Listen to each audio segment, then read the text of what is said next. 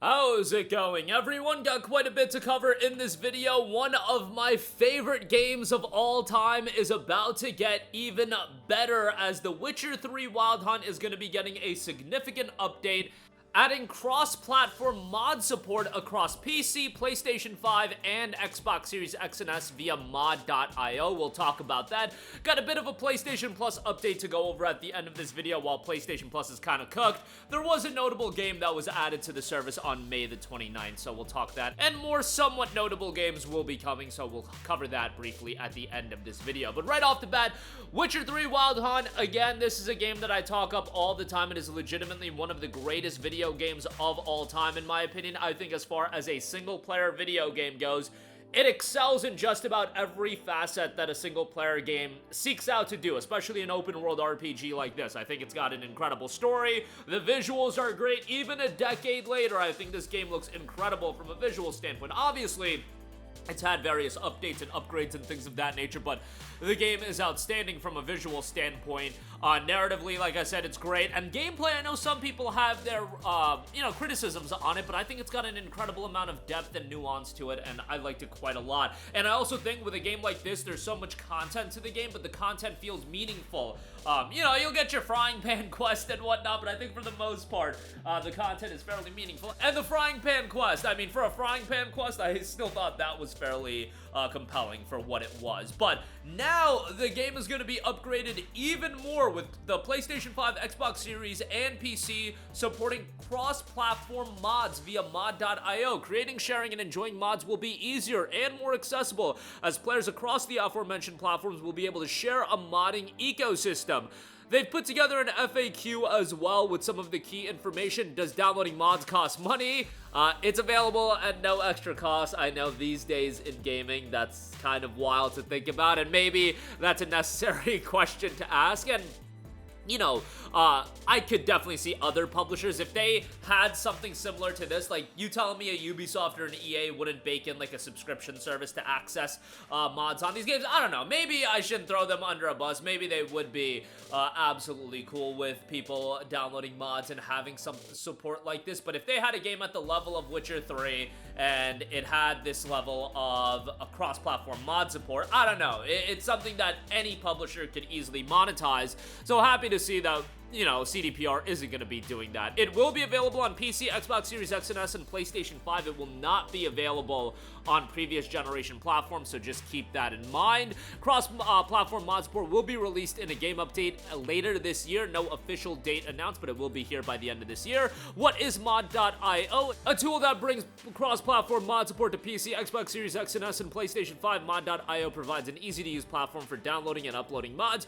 Do I need a mod.io account to access cross-platform mod support? You need to have a mod.io account and connect it to your CDPR account in order to access cross-platform mod support. A mod.io account can be created when you access the new in-game mod menu for the first time.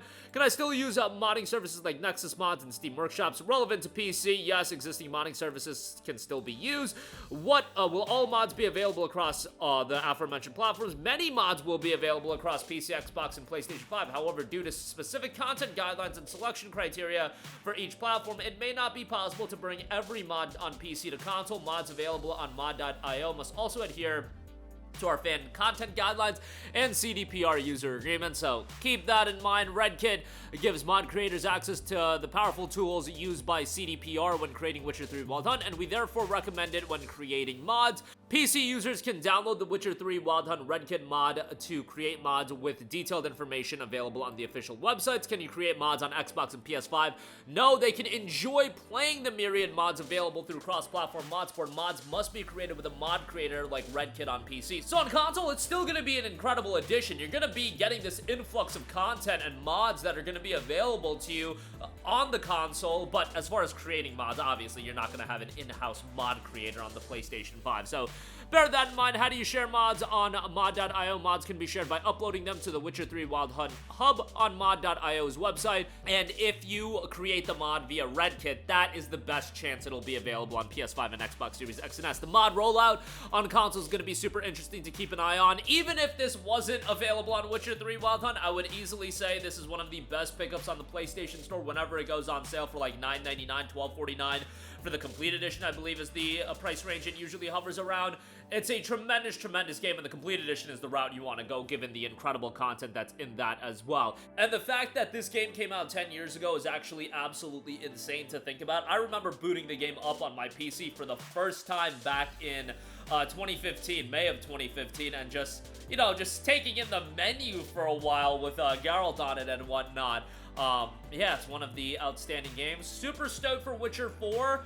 You know, I know some people are a little bit down on Geralt not being the main character, but he got a trilogy of games. And on top of that, Witcher 1 is getting a remake. So if you want the Geralt story, or you want another game with Geralt, you're gonna have the Witcher 1 remake. Ciri's gonna get her game, and I'm sure it's gonna do very well. I think Witcher 4 is one of those instances where people start to conflate things. Like, Intergalactic actually has a lot of pushback and people crapping on the game. Witcher 4, I truly believe, is a vocal minority, and that game is going to do outstandingly well. That's the issue where you get into on the online discourse side of things in gaming, where people conflate these ideas and they view everything as being the same. Witcher 4, I truly believe, is a vocal minority. That game is going to sell millions and millions. That game's going to crush it, as long as it's a good game. Intergalactic, I do believe at this stage of the game is kind of cooked, based on what we know and based on the initial reception of the game. Things can obviously change with a game we hardly know anything about, but that game being crapped all over on the debut trailer, I assure you, is not something that most publishers would want. But, you know, it's Naughty Dog. They're probably going to deliver an incredible game from a gameplay standpoint, but Witcher 4, I think, is going to be gigantic. And Witcher 4 is going to be available on a plethora of different platforms. Intergalactic's going to be an exclusive, but yeah, that's an issue of people conflating things. Nonetheless, mod support coming to Witcher 3 by the end of the year. Cross-platform mod support, I should say, so that should be great. And PlayStation Plus update. Just want to give you guys a quick update on that. The essential titles will roll out tomorrow. We'll cover those, but as far as the Days of Play additional titles, the first game has rolled out and quite possibly is the best of the 4 games of the additional extra catalog update. Another Crab's Treasure is available now to PS Plus Extra subscribers, so definitely go check that out. That is a really charming Souls-like, obviously incredibly colorful, a game that a lot of people enjoyed. Certainly not something you would think of, you know, a underwater Souls-like like this, but again, it was received really, really well, and it is the first additional Plus Extra title.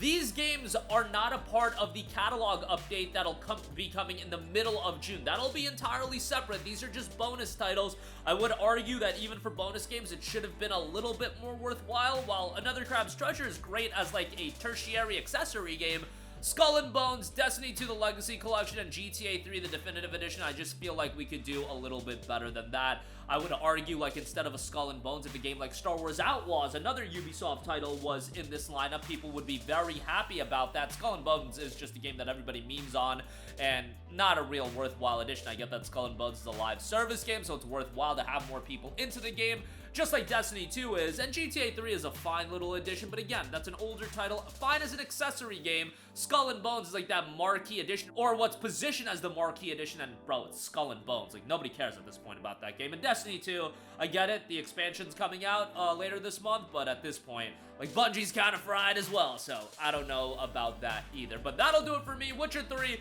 getting a sizable update here later this year with cross-platform mod support. That is going to be gigantic. PlayStation Plus game catalog update with Another Crab's Treasure. That is live right now. The Essential drop will be coming tomorrow, so be on the lookout for that. That's going to do it for me. Let me know all of your thoughts in the comments section down below. Sound off there. Thank you for watching, and goodbye.